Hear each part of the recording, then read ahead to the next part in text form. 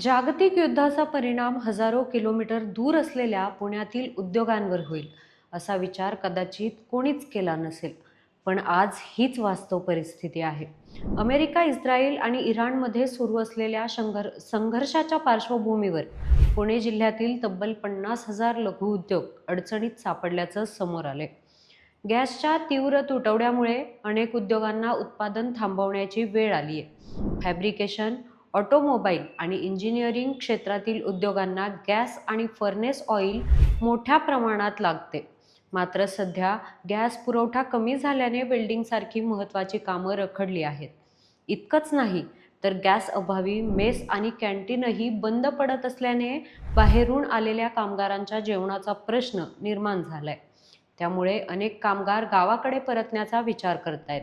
उद्योजकांच्या संघटनांनी सरकारकडे कर आणि वीज बिलांसाठी हप्ते योजना तसेच आर्थिक मदतीची मागणी केली आहे. कारण प्रश्न फक्त उद्योगांचा नाही, या उद्योगांवर अवलंबून असलेल्या हजारो कुटुंबाच्या भविष्याचाही आहे. तुम्हाला नेमक्या कोणत्या अडचणींचा सामना करावा लागतोय ते आम्हाला कमेंट करून नक्की सांगा आणि पाहत राहा न्यूज डॉट्स.